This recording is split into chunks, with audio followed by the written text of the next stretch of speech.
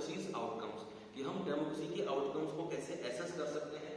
Okay, सो आप लोगों ने क्लास 9th का अगर आपको ध्यान होगा चैप्टर 2 में, तो वहाँ पे एक स्टोरी थी छोटी सी, वहाँ पे डेमोक्रेसी के ऊपर क्लास के अंदर बच्चे डिबेट कर रहे थे, अगर आपको याद है तो उस डिबेट के अंदर कुछ जो फाइनल डिसीजन निकल के आए थे वो यही थे कि हम डेमोक्रेसी को कैसे डिफाइन कर सकते हैं, डेमोक्रेसी हमारे लिए कैसे बेटर है, और डेमोक्रेसी के अंदर क्या चीजें होती हैं जो बाकी किसी और के अंदर मोनार्की या इंपीरियलिज्म या फिर डिक्टेटरशिप के अंदर बेसिकली नहीं होती है।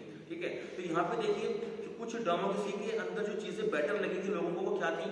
फर्स्ट पॉइंट था उसमें, it promotes equality among citizens, मतलब जो डेमोक्रेसी है ये लोगों के बीच में इक्वालिटी यानी कि समानता को एनहांस करती है, बढ़ाती है, कि सब लोगों को डेमोक्रेसी के अंदर बराबर माना जाता है। अगर मैं आपसे पूछूं इसका कोई एग्जांपल कि बराबर कैसे माना जाता है, तो क्या एग्जांपल होगा?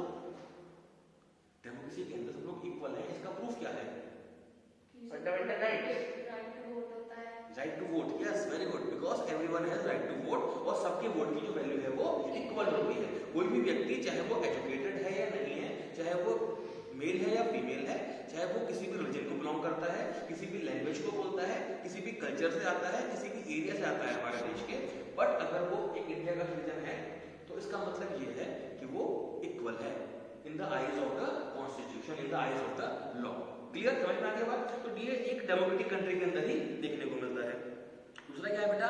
Enhances the dignity of the individual, कि ये लोगों की जो डिग्निटी है, उनका आत्मसम्मान है, उसको एनहांस करने की कोशिश करता है। कैसे? क्योंकि एक डेमोक्रेटिक कंट्री के अंदर, जैसे हमने भी डिस्कस किया, क्योंकि लोगों के पास राइट्स होते हैं, उनके पास अपने अधिकार होते हैं। जब उनको लगता है कि हाँ हमारे अधिकार हमसे छीने गए हैं, तो वो उसको चैलेंज कर सकते हैं बाय लॉ, है ना। सिर्फ रिक्वेस्ट करना अलग बात होती है, बट वो चैलेंज कर सकते हैं। बट जब आपको लगता है कि हाँ आपके पास अधिकार है, आप अपने अधिकार की मांग कर सकते हैं, तो कहीं ना कहीं आपके आत्मसम्मान को बढ़ावा मिलता है।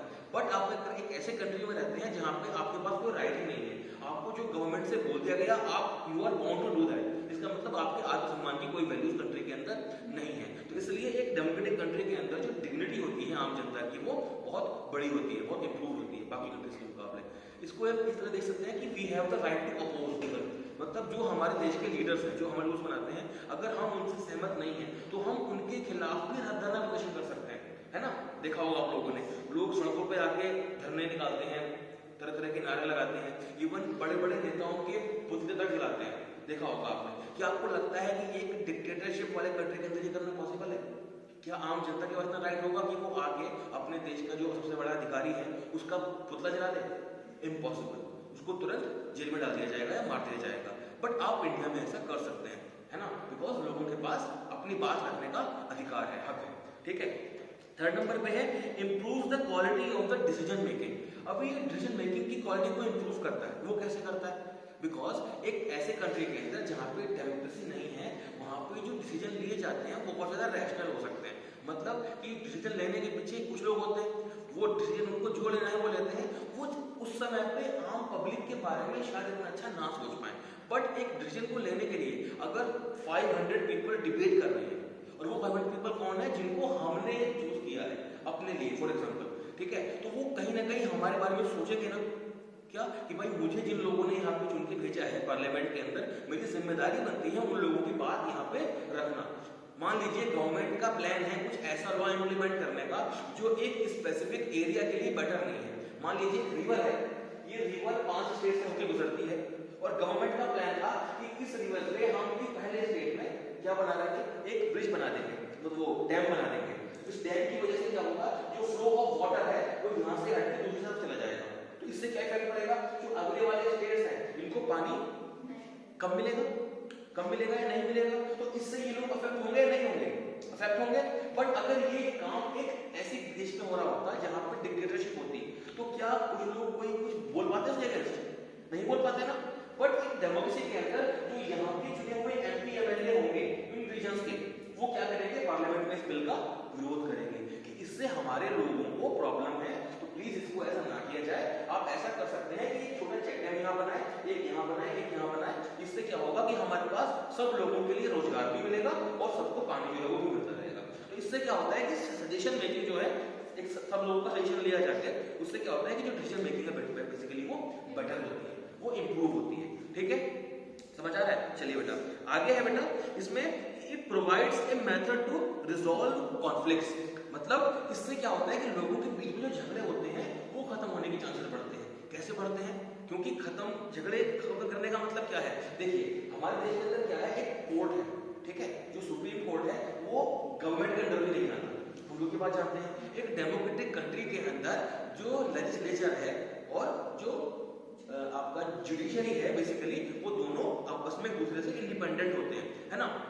तो जुडिशरी के जो बनाए हुए जो जुडिशरी जो बात फैसला करता है वो लेजिस्लेचर को भी मानना पड़ता है, और जब लेजिस्लेचर किसी कानून में चेंज करता है तो वो जुडिशरी को भी फॉलो करना पड़ता है। तो दोनों एक दूसरे इंडिपेंडेंट है, बट दूसरे एक दूसरे के ऊपर डिपेंड भी है ना। तो इससे क्या होता है, हमारे देश के अंदर जो कॉन्फ्लिक्ट्स हैं वो इजीली रिजॉल्व हो जाते हैं। बिकॉज जैसे मैंने आपको बताया, एक सेंटर और स्टेट के बीच में झगड़ा था, एक केस अगर कोर्ट में भी पहुंचेगा तो या तो इसको पहले फैसला हो जाएगा पार्लियामेंट के अंदर, बट अगर गवर्नमेंट इसके तो फिर भी लगी नहीं कि नहीं हम तो करेंगे इसको, तो ऐसे में लोग क्या कर सकते हैं, सुप्रीम कोर्ट में जा सकते हैं। तो सुप्रीम कोर्ट क्या करेगा, गवर्नमेंट को बोलेगा, उसको लगता है कि नहीं लोगों की बात जायज है, सुप्रीम कोर्ट गवर्नमेंट को ऑर्डर देगा कि आप ऐसा नहीं कर सकते हैं। समझ में आ रही है बात? ठीक है। तो इसलिए क्या होता है, डेमोक्रेटिक कंट्री के अंदर जो डिसीजन मेकिंग पावर है वो इंप्रूव होती है, साथ ही साथ जो कॉन्फ्लिक्ट्स हैं, जो झगड़े हैं, वो भी खत्म हो जाते हैं इजीली। ठीक है। थर्ड नंबर है also room to correct mistake. It allows room to correct mistakes. मतलब जो गलतियां हुई हैं हमसे, उनको यहाँ पे सुधारने की गुंजाइश होती है। कैसे? मान लीजिए हमने एक एमपी को चुना, इस एमपी ने पूरे 5 साल में कुछ काम नहीं करके दिया, ठीक है। अब जनता के पास फिर से 5 साल के बाद दोबारा चांस आएगा तो वो इसको वोट ना दे, तो हमारी जो मिस्टेक्स है वो हम रिजॉल्व कर सकते हैं। ये तो बात हो गई लोकल लेवल पे, बट अगर हम बात करें पूरे देश के लेवल पे, कंट्री लेवल पे, तो वहां पे ऐसा पॉसिबल है ना। हमने एक गवर्नमेंट को वोट दिया, गवर्नमेंट ने सरकार बनाई और उन्होंने 5 साल तक भ्रष्टाचार किया, देश को लूटा और डेवलपमेंट के काम नहीं किए, ठीक है। ऐसे में हम लोग क्या देख सकते हैं, अगर हम चाहें तो उनको दोबारा से इलेक्शन में हरा दें और उनको बेटा, आई थिंक ये 5 पॉइंट्स जो हमने डिस्कस किया आपको समझ आए होंगे, ठीक है। चलिए आगे हम देखते हैं कि अगर हम लोगों से बात करें, अपने आस पड़ोस के लोगों से, अपने एरिया में, अपनी लोकेलिटी में हम लोगों से इस बारे में डिस्कस करें कि what is their views on democracy, कि क्या देश के अंदर डेमोक्रेसी होनी चाहिए, नहीं होनी चाहिए, या इसकी जगह पे डिक्टेटरशिप आ जाए, या आर्मी रूल आ जाए, या वापस पहले की तरह लिबरलिज्म आ जाए जैसे ब्रिटिश के टाइम पे था। तो उनकी राय क्या होगी कि नहीं, डेमोक्रेसी ही बेस्ट है, यही राय होगी ना। तो लोग डेमोक्रेसी को ही बेस्ट फॉर्म ऑफ गवर्नमेंट मानते हैं। बट आप उनसे पूछें कि नेता हमारे कैसे हैं, तो क्या बोलेंगे, सारे के सारे करप्ट हैं, कोई अच्छा काम नहीं करता। ये भी फैक्ट है। तो लोग एक तरह से डेमोक्रेसी को सपोर्ट भी करते हैं, बट जो डेमोक्रेटिक हमारा सिस्टम है उसको अपोज भी करते हैं, है ना। तो ये एक बहुत ही अजीब बात है देखा जाए तो, बिकॉज डेमोक्रेसी को बोला जाता है best form of government, but at the same time हम सबसे ज्यादा क्रिटिसाइज भी डेमोक्रेसी को ही करते हैं, ठीक है। तो यहाँ पे अगर हम इस चीज को देखें तो ये एक तरह से पूरा एक ऐसा सिस्टम है जिसको समझने के लिए बेसिकली चैप्टर पूरा इसी के ऊपर है कि डेमोक्रेसी के क्या फायदे हैं और इससे कहीं ना कहीं जो नुकसान लोगों को पहुंचता है वो क्या है। तो लोगों में इतना डिससेटिस्फैक्शन क्यों है डेमोक्रेसी के अगेंस्ट, है ना, और साथ ही साथ लोग इसी को क्यों चाहते हैं कि यही फॉर्म ऑफ गवर्नमेंट रहे, है ना। तो ये चैप्टर का जो हमारा बेटा बेस है वो यही है। देखिए अगर हम बात करें कि आज वर्ल्ड के अंदर नियरली 100 से भी ज्यादा कंट्रीज ऐसे हैं जहां पे किसी न किसी वैल्यू से, किसी न किसी तरीके से डेमोक्रेसी फॉलो की जाती है, ठीक है। जहां पे इलेक्शंस होते हैं और उनके अंदर अपना एक कॉन्स्टिट्यूशन है, जैसे इंडिया के पास अपना एक कॉन्स्टिट्यूशन है, ऐसे इन देशों के पास भी अपने अपने कुछ ना कुछ कॉन्स्टिट्यूशंस हैं, ठीक है। और यहाँ पे कुछ ना कुछ जो राइट्स हैं उनकी जो जनता को, आम पब्लिक को वो दिए जाते हैं, है ना। सब देशों में बराबर नहीं होते, कहीं पे कुछ होते हैं, कहीं पे कुछ होते हैं, बट कुछ ना कुछ राइट्स लोगों के पास अक्सर होते हैं एक डेमोक्रेटिक कंट्री के अंदर, ठीक है। बट क्या डेमोक्रेटिक कंट्रीज जितनी भी हैं वर्ल्ड के अंदर, सब में डेमोक्रेटिक फॉर्म ऑफ गवर्नमेंट तो है, बट क्या ये सारी डेमोक्रेटिक कंट्रीज एग्जैक्टली सेम है फंक्शनिंग में, वर्किंग में? नहीं। तो सबके अंदर जो डेमोक्रेटिक फॉर्म ऑफ गवर्नमेंट है वो है तो डेमोक्रेसी, बट उसका कहीं ना कहीं कुछ ना कुछ उनमें चेंजेस भी है, अपने अपने कंट्री के अकॉर्डिंग, अपने अपने कल्चर के अकॉर्डिंग, अपने अपने एरिया के अकॉर्डिंग कुछ ना कुछ उनके अंदर चेंजेस आपको देखने को मिलेंगे, ठीक है। तो हम यहाँ पे बात कह सकते हैं कि जो डेमोक्रेसी है बेसिकली वो एक एरिया से दूसरे एरिया में बहुत ज्यादा डिफरेंट हमें देखने को मिलेगी, बट साथ ही साथ हम ये भी बोल सकते हैं कि कुछ ना कुछ डेमोक्रेसी के अंदर हमें समानता भी देखने को मिलेगी, बिकॉज इलेक्शन है ना, चाहे वो किसी भी फॉर्म में हो। हाँ, हम ये नहीं कह सकते कि सारे इलेक्शंस बिल्कुल रियल होते हैं, फेयर होते हैं, बट एक डेमोक्रेटिक कंट्री के अंदर इलेक्शंस तो होते ही हैं। ठीक है, चलिए आगे बात करते हैं कि अगर हम इस चीज को आगे लेके चलते हैं कि जो भी सोशियो इकोनॉमिक और पॉलिटिकल प्रॉब्लम्स हैं एक कंट्री के अंदर, तो डेमोक्रेसी कहीं ना कहीं उसको सॉल्व करने के लिए हम डेमोक्रेसी को यूज करते हैं। बट क्योंकि डेमोक्रेटिक कंट्रीज के अंदर जो प्रॉब्लम्स हैं उनको रिजॉल्व करने के लिए कोशिश की जाती है, बहुत अच्छे से कोशिश की जाती है, बिकॉज लोगों के पास राइट्स होते हैं, है ना, वो मांग रख सकते हैं, अपनी बात तक पहुंचा सकते हैं किसी भी मीडियम से। बाकी जो कंट्रीज हैं जहाँ पे डेमोक्रेसी नहीं है वहाँ पे करना उतना पॉसिबल नहीं होता। आगे हम देखते हैं कि जो डेमोक्रेसी का जो बेसिकली जो बेटा आउटकम्स की अगर हम बात करें तो यहाँ पे एक ऐसा फॉर्म ऑफ गवर्नमेंट है जिससे लोगों के लिए कुछ अचीव करने की जो पॉसिबिलिटी है वो बनती है। क्या मतलब है कि एक रूल बनना है लोगों के लिए, अगर उन्हें लगता है कहीं ना कहीं कि हाँ हमारे लिए बेनिफिशियल नहीं है तो लोग उसका अपोज भी कर सकते हैं, है ना। एक नॉन डेमोक्रेटिक कंट्री के अंदर ही पॉसिबल नहीं है। फॉर एग्जांपल मैं आपको बताऊंगा एग्जांपल के लिए कि अगर हमारे यहाँ एक छोटी सी कोई रोड भी बन रही है, मान लीजिए रोड बन रही है और इस रोड के यहाँ पे बीच में कोई एक छोटा सा मंदिर या मस्जिद या मजार ऐसा कुछ आ जाए, तो आपको क्या लगता है कि रोड इसको हटा के बनाई जाएगी या इसके साइड से बनाई जाएगी? राइट से, इसके साइड से बनाई जाएगी। इंडिया के अंदर ऐसा होता है, बट यही सेम कंडीशन अगर चाइना में होती तो इसको तुरंत हटा दिया जाता और बना ली जाती, बिकॉज इंडिया के अंदर लोगों के पास राइट्स हैं, लोगों के पास अधिकार है, वो यहाँ पे धरना करने बैठ जाएंगे कि हम नहीं हटने देंगे। ठीक है, लेकिन एक नॉन डेमोक्रेटिक कंट्री के अंदर लोग कुछ भी अपोज नहीं कर सकते हैं। जो गवर्नमेंट करना चाहेगी, जो डेवलपमेंट करना चाहेगी उस तरह से ही डेवलपमेंट वो करेगी, जो उनको करना है वो करेगी। ठीक है, चलिए आगे बात करते हैं कि सिटीजन्स के पास ये बेसिकली एडवांटेज है, राइट है कि वो अपने हिसाब से अपनी जो कंडीशंस हैं, अपने देश के अंदर जो रूल्स एंड रेगुलेशंस हैं उसको अपने फायदे में लेते हुए काम कर सकें।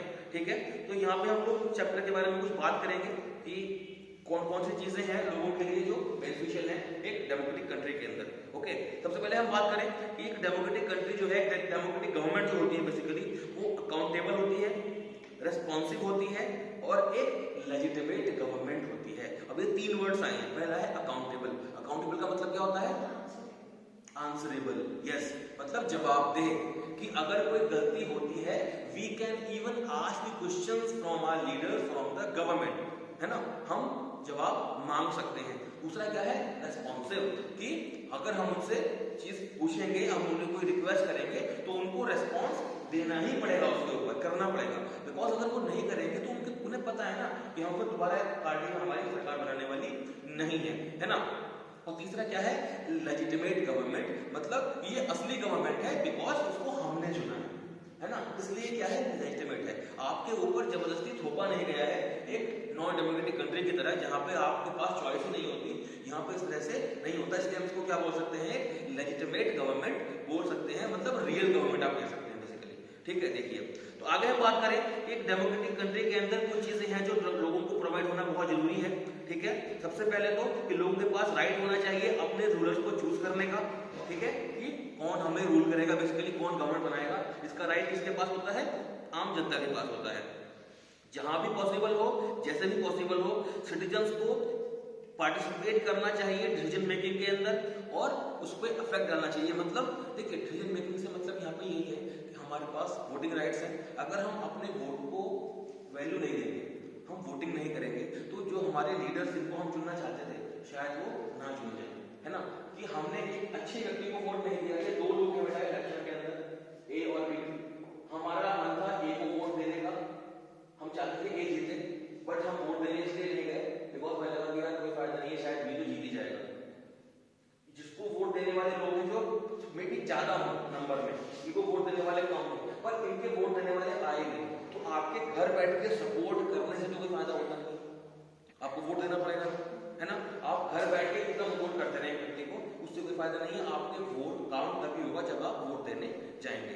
तो ये प्रॉब्लम यूनिटी के अंदर है हमारे कि लोग सपोर्ट तो करते हैं लेकिन वोट नहीं काउंट में कास्ट करते हैं।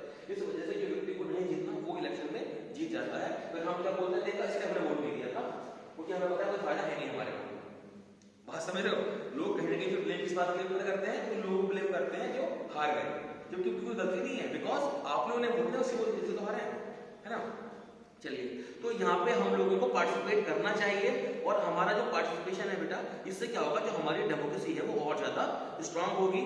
इसलिए जो सबसे बेसिक आउटकम है डेमोक्रेसी का, ये क्या है, एक ऐसी गवर्नमेंट को बनाना जो अकाउंटेबल हो, सिटीजन के लिए, जनता के लिए जवाबदेह हो, कि जब आप उनसे क्वेश्चन पूछें तो वो आपको जवाब दें, ठीक है, और रेस्पॉन्सिव हो।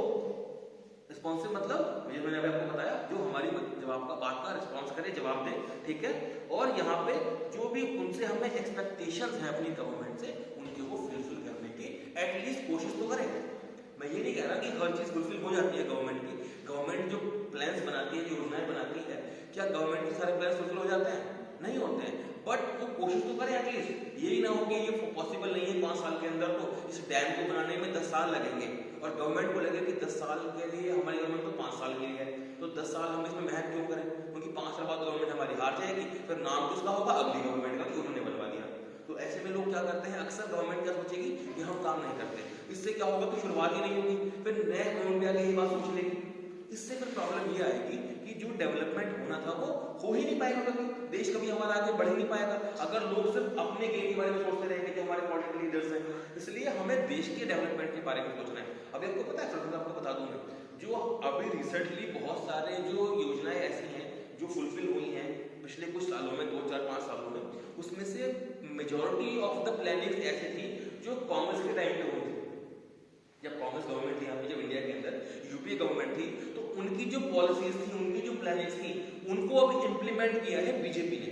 कुछ बीच में रुकी हुई थी, कुछ स्टार्ट ही नहीं हो पाई थी, लेकिन बीजेपी ने उनमें से कुछ करने की कोशिश की। इससे क्या हुआ, कांग्रेस की प्लानिंग बीजेपी ने पूरी की, तो इससे प्रॉब्लम क्या है, प्रॉब्लम ये है कि कांग्रेस को ये लगता है कि हमारा काम बीजेपी ने पूरा कर दिया, लोगों को लग रहा है कि बीजेपी ने काम किया है, बट वो ये नहीं सोच रहे कि यार फाइल अल्टीमेटली लोगों का हुआ है, देश की जनता को बेनिफिट पहुंचा है। तो बीजेपी ने उसको प्रमोट किया अपने अचीवमेंट की तरफ कि हमने ये काम कर दिया। कांग्रेस को लगा बुरा कि हमारी प्लानिंग है, फायदा वो उठा रहे हैं, बट ये दोनों में कोई नहीं सोच रहा कि इससे अल्टीमेटली बेनिफिशियल कौन है, देश है, पीपल है, जनता है, ठीक है। जैसे अभी हमारा एक मिशन था, कोई स्पेस मिशन था, मेरे को याद नहीं आ रहा कौन सा था, उसके लिए फंडिंग वगैरह की जो मांग हुई थी वो कांग्रेस के टाइम पे 2010 के आसपास हुई थी, वो अब जाके अप्रूव हुई है लास्ट ईयर।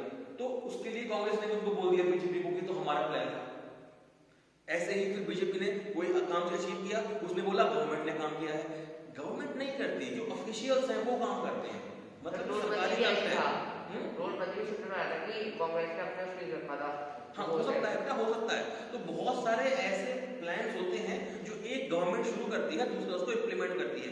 एफडीआई वाला केस भी ऐसा ही था। जब कांग्रेस के टाइम पे एफडीआई था तो बीजेपी ने बहुत अपोज किया था एफडीआई का कि एफडीआई नहीं होना चाहिए, इससे छोटे बेरोजगार जो है वो खत्म हो जाएंगे, और कांग्रेस एफडीआई लेके आना चाह रही थी। जब एफडीआई आया तो बीजेपी ने सपोर्ट किया, कांग्रेस का विरोध कर रही है। ये तो गलत हो रहा है।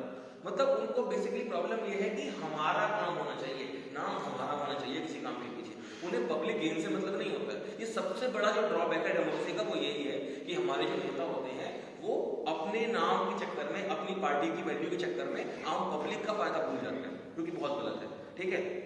चलिए आगे हम बात करते हैं बेटा कि अगर हम इस चैप्टर के अंदर और आगे जाए, क्वेश्चन के आगे जाए, तो क्या एक डेमोक्रेटिक गवर्नमेंट जो है वो एफिशिएंट है, क्या वो इफेक्टिव है, ये जानना बहुत जरूरी है ना। एक डेमोक्रेटिक गवर्नमेंट कितना इफेक्टिव है, कितनी एफिशिएंट है, बिकॉज ऑन पेपर आप कुछ भी कह सकते हैं। ऑन पेपर तो आरसीबी सबसे अच्छी टीम है आईपीएल के अंदर, हाँ या ना, सबसे अच्छी टीम है, लेकिन कभी आईपीएल नहीं जीतती। तो ऑन पेपर से मतलब नहीं होता, एक्चुअल में उसका क्या इफेक्ट है उससे मतलब होता है, ठीक है। देखिए, तो कुछ लोगों को लग सकता है कि जो एक डेमोक्रेसी है यहाँ पे लेस इफेक्टिव गवर्नमेंट बनती है, जो कि मैं भी मानता हूँ कहीं ना कहीं सच है। गवर्नमेंट जो होती है डेमोक्रेटिक गवर्नमेंट, वो कहीं ना कहीं लेस इफेक्टिव होती है। वो इसलिए होती है बिकॉज वो अकाउंटेबल है, उनको जवाब देना पड़ता है, उनको हर स्टेप लेने से पहले अपोजिशन पार्टी का, आम जनता का विरोध झेलना पड़ता है हर एक स्टेप से पहले। तो कहीं ना कहीं वो लेस इफेक्टिव तो होगा, जो डिसीजन मेकिंग प्रोसेस है वो थोड़ी स्लो होगी। एक फॉर एग्जांपल हम बात करते हैं एग्जांपल चाइना के साथ में। चाइना में गवर्नमेंट ने बोला कि हमें ये रूल इंप्लीमेंट करना है, तो क्या कोई अपोज करेगा उनका? नहीं करेगा, क्योंकि सिंगल पार्टी सिस्टम है। जो पार्टी का डिसीजन है वो सबका डिसीजन है, वो काम हो जाएगा, रोड बन जाएगी, ब्रिज बन जाएगा, जो होना है हो जाएगा। बट इंडिया के अंदर क्या होगा, जब जैसे ही सरकार उसकी प्लानिंग करेगी तो सबसे पहले तो आम जनता वो क्या बोलेगी, इससे हमारे खेत जा रहे हैं, हम ये इतनी जमीन देंगे। पॉलिटिकल पार्टी जो अपोजिशन वाली है वो पहुंचेंगे लोगों को भड़काने के लिए कि तुम्हारा नुकसान है, मत कराओ ये। तो इससे क्या होगा, जो डेवलपमेंट की प्रोसेस है बहुत ज्यादा स्लो हो जाएगी, है ना।